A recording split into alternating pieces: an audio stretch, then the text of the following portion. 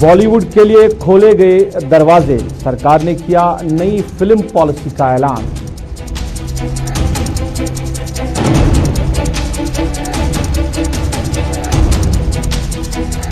पटन की आवाम ट्रामा अस्पताल को लेकर परेशान, अस्पताल में अमले को लेकर शदीद गम गुस्से का किया इजहार।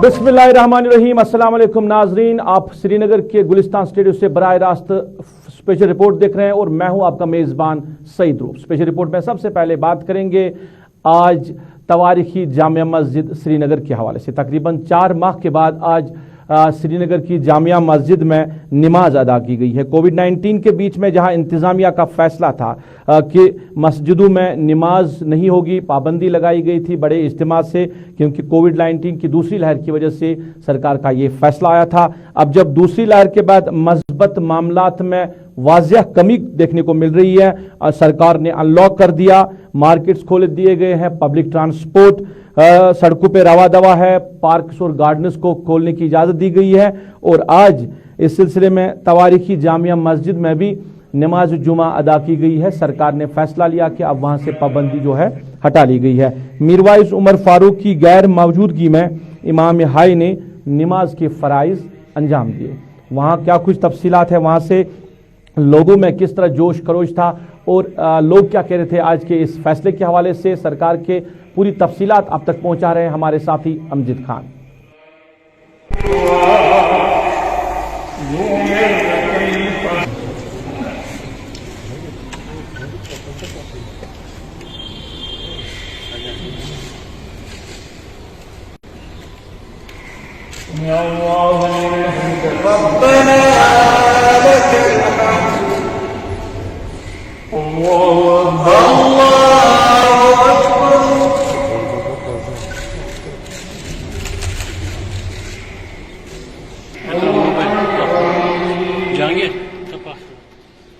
जामिया मस्जिद के अंदर नमाज की इजाज़त का जो ऐलान है आज से 3 दिन पहले हुआ था और तब से ही मकामी लोगों में खुशी की लहर दौड़ उठी थी।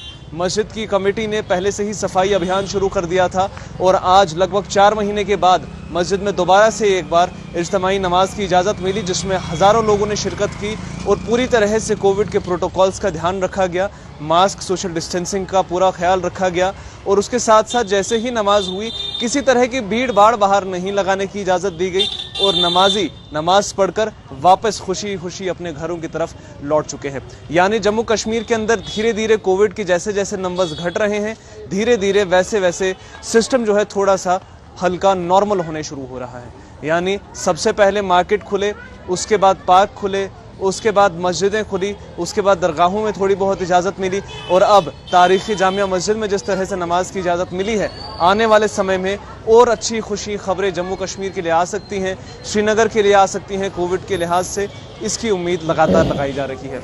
कैमरामैन फिरदौस नजार के साथ। चलिए, हमारे साथी अमजद खान आप तक तफसीलात पहुंचा रहे थे लोगों की खुशी के हवाले से और क्या मंजर पाया उन्होंने जामिया मस्जिद के अंदर बाहर, पूरी तफसीलात आप तक पहुंचाई हमारे साथी अमजद खान ने। अब स्पेशल रिपोर्ट में बात करेंगे सरकार के एक और बड़े फैसले के हवाले से। लेफ्टिनेंट गवर्नर मनोज सिन्हा ने कल शाम जो एक तकरीब के दौरान जम्मू कश्मीर की नई फिल्म पॉलिसी 2021 का इफ्तिदा किया। इस मौके पर बॉलीवुड एक्टर आमिर खान और फिल्म डायरेक्टर राजकुमार ईरानी समेत कई अहम शख्सियात मौजूद रहे। मीडिया के साथ भी बात की है लेफ्टिनेंट गवर्नर मनोज सिन्हा ने इस फिल्म पॉलिसी के हवाले से। फिल्म एक्टर आमिर खान ने भी मीडिया के साथ बात की है इस प्रोग्राम के हवाले से और जम्मू कश्मीर में उनके इस प्रोग्राम के हवाले से, खासकर कश्मीर के हवाले से भी उन्होंने इस प्रोग्राम के हवाले से बात की। हम आप तक बात पहुंचाएंगे कि लेफ्टिनेंट गवर्नर मनोज सिन्हा साहब इस प्रोग्राम के हवाले से क्या कह रहे हैं और आमिर खान ने किस तरह खुशी का इजहार किया है वारिद कश्मीर होकर और फिल्म पॉलिसी को लेकर वो कुछ क्या कह रहे हैं। उसके बाद हम बात करने की कोशिश करेंगे कश्मीर के जो एक्टर है आयाश आरिफ साहब से, उनसे भी हम राब्ता कायम करने की कोशिश करेंगे और जानना चाहेंगे इस फिल्म पॉलिसी के हवाले से।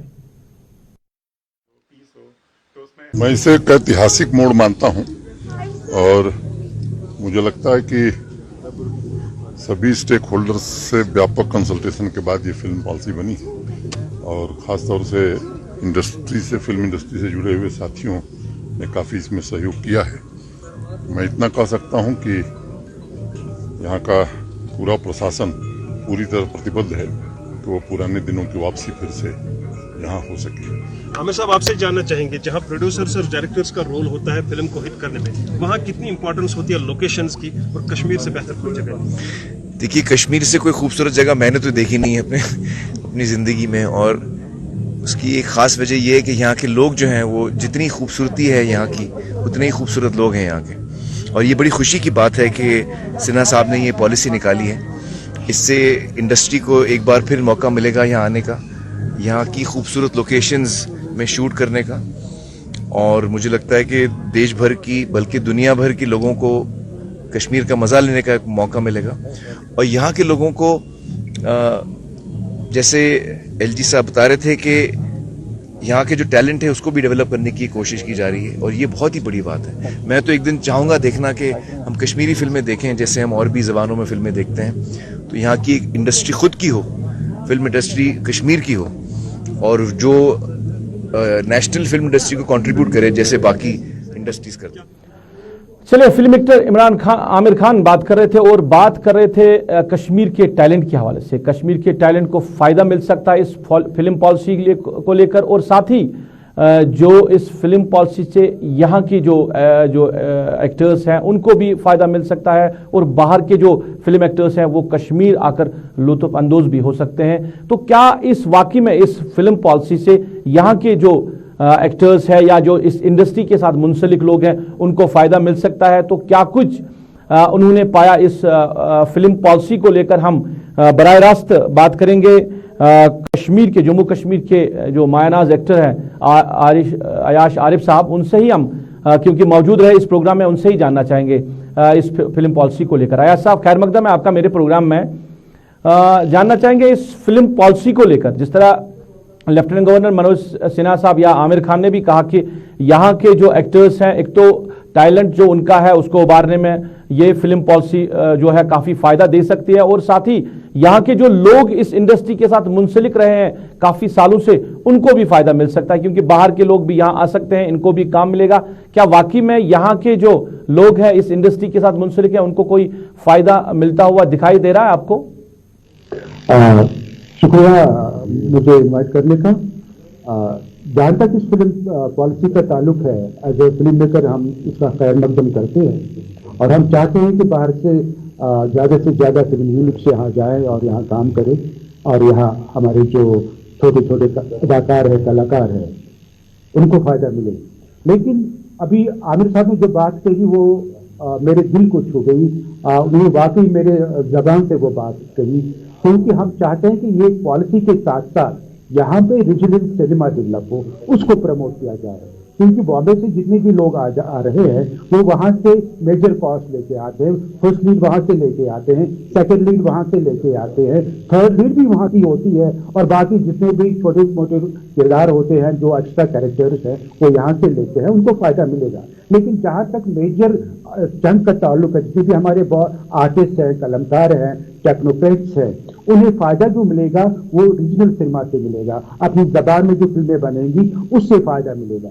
हम चाहेंगे कि इस पॉलिसी के साथ साथ मैं लेफ्टिनेंट गवर्नर जनाब मनोज सिन्हा साहब से गुजारिश करता हूं कि इस पॉलिसी में वो ये प्रोविजन रखे how to develop a regional cinema, और उसके साथ साथ एक फिल्म कॉर्पोरेशन जो film financial corporation, regional film financial corporation को वजूद में लाया जाए, जहां से हमें फाइनेंस मिलेगा, और जिस तरह बाकी स्टेट्स में एक रीजनल फिल्म मेकर्स को रीजनल जबान में फिल्में बनाने के लिए सब्सिडी दी जाती है, हमें सब्सिडी दी जाए, क्योंकि हम तभी ज़्यादा से ज़्यादा लोग काम कर सकते हैं वो जब हमारा यहाँ पे रीजनल सिनेमा डेवलप होगा।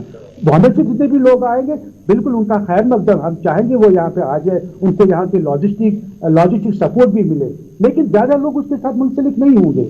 क्योंकि वो तो बिल्कुल यहाँ के छोटे मोटे किरदार जो करने होंगे उनके लिए तो चाहे वो लोग यहाँ से ले सकते हैं, बट मेजर आर्टिस्ट जो है, यहाँ के मेजर रोल्स है, यहाँ के टेक्नोक्रेट्स है, यहाँ के जो डायरेक्टर है, कैमरामैन है, बाकी लोग हैं, वो अपनी रीजनल सिनेमा के साथ जुड़ जाएंगे। और जो जब वो हमारी जो यहाँ रीजनल सिनेमा का निकाद होगा उसकी प्रमोशन होगी। ऐसा मैं एक चीज जानना चाहूंगा, पहले से ही जब इस फिल्म पॉलिसी के हवाले से बातें हो रही थी तो कई जो हमारे यहाँ के एक्टर्स हैं उनका ये कहना था कि पहले ही अगर इसके बारे में जब बात की गई थी तो यहाँ के एक्टर्स को ऑन बोर्ड लेना चाहिए था, जब इस प्रोग्राम को हतमी शक्ल दी गई थी कि किस तरह इसको बनाया जाएगा और यहाँ के जो इस इंडस्ट्री के साथ मुंसलिक लोग हैं उनको किस तरह फायदा देने की बात कही गई है। तो पहले अगर बात होती, हमको ऑन बोर्ड लिया जाता, हमसे बात होती तो शायद कहीं ना कहीं हम भी अपनी बात रखते, मगर वो मौका नहीं मिला और फिर पहले ही इसको यहाँ पे लागू कर दिया गया। क्योंकि यहाँ का कोई भी शख्स जिससे हम बात करते हैं फिल्म मेकर से, वो कहते हैं कि हमें ऑन बोर्ड नहीं लिया गया। मैं बताऊं, मेरी जो अपनी एक्सपीरियंस है करीब 40 साल की इस इंडस्ट्री के वाबस्ता हूं मैं, कहीं हमें ये इशारा नहीं दिया गया कि यहाँ पे एक फिल्म पॉलिसी बन रही है और हमसे भी कुछ कमेंट्स ले जाते, हमसे भी कुछ सजेशन ले जाते, लेकिन अभी तक कोई भी शख्स यहाँ के जितने भी जो मेन प्रोड्यूसर, डायरेक्टर और राइटर्स है, किसी को ऑन बोर्ड नहीं लिया गया। हम तो सुनते हैं कि डिस्कशन हुआ, लेकिन किसके साथ हुआ, we fail to understand that. अगर हुआ होता तो कम से कम जरूर रीजनल पॉलिसी, जो फिल्म पॉलिसी में रीजनल सिनेमा का कहीं ना कहीं अमल दखल होता, कहीं ना कहीं उसका जिक्र होता। और हमें मालूम है, क्योंकि जो नामाशाइद हालात रहे हैं कश्मीर से, मतलब 30 साल से जिन हालात से हम गुजर रहे हैं, हमें मालूम है कि हमें कैसे सब्जेक्ट चाहे, किस तरह के सब्जेक्ट चाहे। और यहाँ का फिल्म मेकर, यहाँ का डायरेक्टर, यहाँ का राइटर जो अपनी जबान, अपने सब्जेक्ट से इंसाफ कर सकता है, वो बाहर का नहीं करेगा, क्योंकि उसे मालूम है यहाँ का टोटल मतलब टोटल जमीन चेंज हो गई, उन्वान चेंज हो गए। ऐसा अगर ये बात है, जैसे आप रीजनल सिनेमा की बात कर रहे हैं, तो आज तक ये भी देखा गया कि रीजनल सिनेमा की तरफ ज्यादा तवज्जो नहीं दी गई है। अगर हम यहाँ की सरकारों की भी बात करें और जो भी मरकज में सरकार रही है आज तक, उन्होंने भी ज्यादा जो फोकस है यहाँ के रीजनल सिनेमा की तरफ नहीं दिया। वही तो कभी भी हमारा जो कल्चर यहाँ की प्रायोरिटी नहीं रही, वो हमारी बदकिस्मती है। ये आज की बात नहीं है, 1987 से हम इस सिलसिले में गवर्नमेंट, जितनी भी गवर्नमेंट आई उनसे हमने बात की। हमारी यही कोशिश हमेशा रही, क्योंकि हम चाहते हैं यहाँ पे रीजनल सिनेमा इंट्रोड्यूस हो जाए। आप सुनिए कि यहाँ पे हमारा एक ही चैनल था, दूरदर्शन, जिसके साथ काफी आर्टिस्ट लोग, DD Kashir close, NZCC close, और अब कल्चर एकेडमी नई सीरीज से उसको तश्कील दिया जाता है। कल्चर एकेडमी एक सिर्फ अब वाहिद इदारा है जो यहाँ के आर्टिस्ट को थोड़ा सा काम दे सकता है। और जो हमारी कल्चरल मिनिस्ट्री है उसका भी कुछ पता नहीं कि वो कर क्या रहे हैं। इनफैक्ट इट इज ये डोमेन जो है ये कल्चरल मिनिस्ट्री का है। उनको ये मतलब ये स्टेप आगे ले जाना चाहिए कि हम किस तरह से अपनी लैंग्वेज को, जो हमारी यूटी में जो यूनिटी इन डाइवर्सिटी का एक नया अंदाज जो हमारे इस यूटी में है, जिसपे हमें फख्र है, जो हम मतलब बड़े फख्र से कहते हैं कि ये छोटा हिंदुस्तान है, हमारे मुल्क में इतनी जबानें बोली जाती हैं, लेकिन इसी तरह हमारी इस यूटी में बहुत सारी जबानें बोली जाती हैं। अगर उन जबानों में फिल्में बनेंगी, मुझे लगता है कि एक नया इनकलाब आ जाएगा। हमारे पास गोजरी है, हमारे पास डोगरी है, हमारे पास पहाड़ी है, हमारे पास कश्मीरी है। और कम से कम इसका तो ध्यान में रखना चाहेगा गवर्नमेंट को कि अगर यहाँ की रीजनल लैंग्वेज में फिल्में बने, क्योंकि ज्यादा से ज्यादा लोग उसी के साथ मुंसलिक होंगे। ओके, बाकी अगर जितने भी इंडस्ट्री से लोग आ जाएंगे यहाँ पे, वो तो हिंदुस्तान में फिल्में बनेंगे, उसके साथ और हम सब लोग नहीं जुड़ सकेंगे।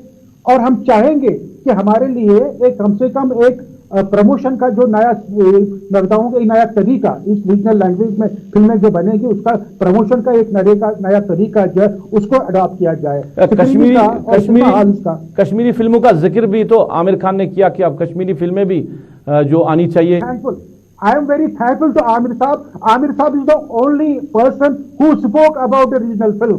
Otherwise, none of the person who were speaking yesterday on this film policy, they did not mention anywhere the regional cinema. I am very much thankful to Aamir साहब, उन्होंने हमारे दिल की बात कही। हम चाहते हैं कि रीजनल सिनेमा यहाँ पे डेवलप हो। जब तक में सर रीजनल सिनेमा यहाँ पे डेवलप होगा, none of the artists, not a major people will not be benefited. Why? We have already line producers are working here. They have got plenty of data with them. They are providing logistics to film producers who are coming outside. ऐसा programme का वक्त होने को है। मैं आखिर में आपसे ये जानना चाहूंगा, कुछ लोग जो आपकी इंडस्ट्री के साथ ही मुंसलिक हैं वो कह रहे हैं खाली ये रेवेन्यू बढ़ाने का जरिया है। आज भी यहाँ की जो इंडस्ट्री है, जो यहाँ के लोग हैं, उनको फिर से नजरअंदाज किया गया है इस फिल्म पॉलिसी के जरिए। वही तो मैं कह रहा हूँ सर, इस फिल्म पॉलिसी से फायदा होगा यहाँ के ट्रांसपोर्टर्स को, होटेलर्स को, अगर वो जाएंगे बाहर के लोग, और छोटे मोटे अदाकारों को जो अक्सर एक्स्ट्रा रोल्स करते हैं। लेकिन जो यहाँ का जो मेजर चंक है आर्टिस्टों का, जो पिछले 30 साल से लगातार इस इंडस्ट्री के साथ जुड़े हुए हैं, जिनमें हमारे राइटर्स हैं, हमारे टेक्नीशियंस हैं, हमारे आर्टिस्ट लोग हैं, उससे इस पॉलिसी से कोई फायदा होने वाला नहीं है। चलिए अयाश साहब, बात करने के लिए बहुत बहुत शुक्रिया। अयाश आरिफ बात कर रहे थे और बात कर रहे थे फिल्म पॉलिसी को लेकर कि यहाँ के जो लोग हैं, जो इस इंडस्ट्री से वाबस्ता है, उनको नजरअंदाज किया गया है और यही है कि रेवेन्यू का जरिया बनाया गया है इस फिल्म पॉलिसी लेकर। अगर सरकार सीरियस होती तो शायद उनको पहले से ही ऑन बोर्ड लिया जाता।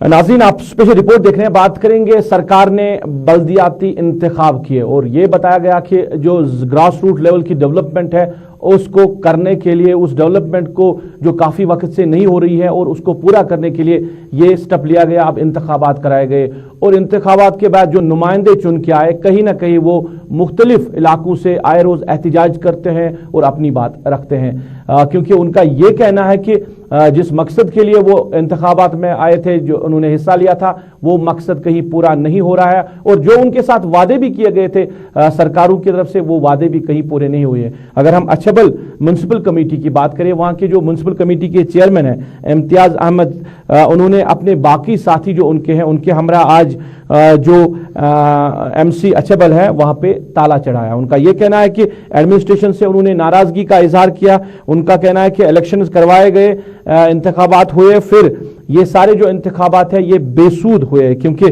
डेवलपमेंट ना कहीं हुई है और ना ही इनको वो पावर्स दिए गए थे जिनका इनको वादा दिया गया था। याद रहे कि मज़कूरा जो चेयरमैन है उनका ताल्लुक जो है भारतीय जनता पार्टी से। अब जो चेयरमैन इम्तियाज है वो क्या कह रहे हैं इस आज के इस जो उन्होंने ताला चढ़ा इस अपने ऑफिस पे, इस हवाले से हम आप तक पहुंचा रहे हैं। हमारा ईओ है तहसीलदार अनंतनाग साहब, लगभग 2-2.5 महीने हो गए उसको ये चार्ज दिए हुए। 2.5 महीनों से वो 1-2 बार आया है, वो भी शाम के टाइम। आप मुझे बताएं हम यहाँ क्या करें। हमने प्लान दिया है लगभग 40 कामों का, पिछले मुझे लगता है कि मार्च में हमने वो प्लान दिया है, पैसे छोड़े, अभी वो काम नहीं हुआ है। हमने इन 5 मिनट में खाली एक काम किया है, वो खाली डस्टबिन लगाई है हमने। लोगों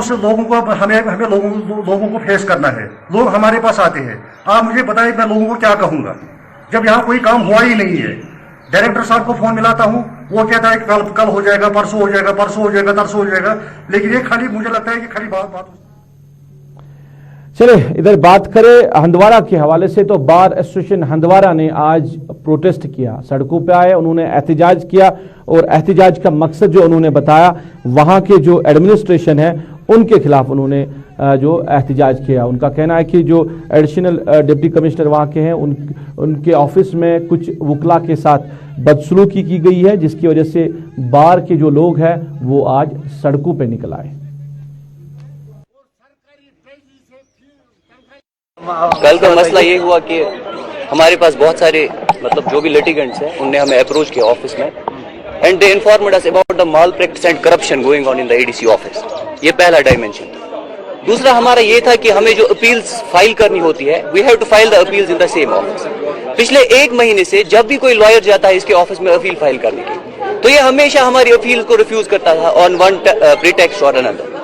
तो अब ये मसले हमने सोचा, हमारे जो एक प्रेसिडेंट है ऑनरेबल, हमने सोचा कि हम इसकी नोटिस में लाएंगे। भाई अगर आप काम नहीं कर रहे हो तो रीजन क्या है? You have been given a task by the government. You are here for the public. But आप लोगों का काम क्यों नहीं कर रहे? तो इन दिस कनेक्शन हमारे प्रेसिडेंट साहब जो है वो इनके ऑफिस में आए, ये भाई साहब अंदर कुर्सी पे बैठे थे, तो नॉर्मली एक डिस्कोर्स स्टार्ट हुआ, भाई काम क्यों नहीं होता है, तो सडनली ही स्टार्टेड अब्यूजिंग आवर प्रेसिडेंट। एक फेलो एडवोकेट भी थे, उन पे भी हमला किया, उनको ऑफिस में कन्फाइन किया और वहां पे गाली गलूज वगैरह, इवन की थ्रेट भी, धमकी दे दी कि मैं मैन हैंडल किया उनको। तो हमने सोचा कि जो भी ये मसला हुआ, we will finish the matter within the 4 corners of legality. तो हम आए, वी हैव एलिजिडली, हमने उसके खिलाफ सीजीएम कोर्ट में कंप्लेंट भी की है। He has been put to the notice, उसको 9 को सीजीएम कोर्ट में अपीयर होना है। ये पूरे इस मामले का। नाज़रीन, आप स्पेशल रिपोर्ट देख रहे हैं। स्पेशल रिपोर्ट में बात करेंगे रूरल डेवलपमेंट पंचायत राज महकमे की तरफ से आज कुलगाम के मिनी सेक्रेटरीट में एक अवेयरनेस प्रोग्राम का इनेकाद किया गया। इस मौके पर डिस्ट्रिक्ट डेवलपमेंट कमिश्नर कुलगाम के हमरा जो देही तरक्की और महकमे जल शक्ति के जो जिम्मेदारान हैं वो मौजूद रहे। इस प्रोग्राम का मकसद था कि धान की फसल की कटाई के हवाले से भी उनको अवेयरनेस दी गई है और साथ ही पीने के पानी का किस तरह बचाव किया जाए, किस तरह उसको महफूज रखा जाए, इस हवाले से भी वहाँ में प्रोग्राम में शामिल लोगों को अवेयरनेस दी गई है। इस प्रोग्राम के हवाले से डिस्ट्रिक्ट डेवलपमेंट कमिश्नर कुलगाम ने मीडिया नुमाइंदों के साथ बात करते हुए क्या कहा, हम आप तक पहुँचा रहे हैं। मे बासान एज फार एज यूत वुचान असल काम कर, मगर अत न कि डिपार्टमेंट बल्कि यूतिस कालस लूख एंगेज गसन अत मज, यीतिस कालस लूकन समझ यी कि water conservation use rain water harvesting. नाज़रीन, कुलगाम की बात आपने सुनी, वहां के डिस्ट्रिक्ट डेवलपमेंट कमिश्नर की बात आपने सुनी। अब जरा बात करते हैं बोनियार ओडी त्रकांजल रोड के हवाले से। रोड काफी खस्ता है, कई सालों से लोगों की डिमांड रही है इस सड़क के हवाले से कि इस पे मरम्मत की जाए। अब जब सरकार ने कामकाज हाथ में लिया है, अब लोगों का इल्जाम यह है कि जो रोड पे काम हो रहा है वो सुस्त रफ्तारी से हो रहा है और साथ ही नाकिस मटेरियल जो है इस सड़क की मरम्मत के लिए इस्तेमाल किया जा रहा है। उन्होंने जो वहाँ की कंसर्न अथॉरिटीज है या जो स्टेट एडमिनिस्ट्रेशन है उनसे गुजारिश की लोगों ने, एक तो इस रोड पे जल्द से जल्द काम शुरू किया जाए क्योंकि मौसम की तब्दीली के बाद इस पे फिर काम नहीं हो सकता है, दूर दराज पहाड़ी इलाका है। दूसरा ये कि जो मटेरियल इस्तेमाल में लाया जा रहा है इस सड़क की मरम्मत के लिए उसकी भी देख रेख की जाए। लोग इस हवाले से क्या कुछ कह रहे हैं हम आप तक पहुंचा रहे हैं। जो इस वक्त ये काम कर रहे हैं, जो तेल डाल रहे हैं, 12 करोड़ रुपया 14 करोड़ रुपया इस रोड को पीएमजीवाई ने ठेका निकाला। मतलब आज हर वक्त हर जगह आवाज यही उठती है कि कश्मीर में लूट हो रहा है, तानाशाही बन रही है। यहाँ के जितने भी ऑफिसर्स हैं वो तानाशाह बन गए हैं, वो किसी का सुनते नहीं है, वो लोगों की शिकायत सुनते नहीं है, वो लोगों पर खाली जुल्म करते हैं और खाली रुश्वत में लथपथ है, रुश्वत खाते हैं।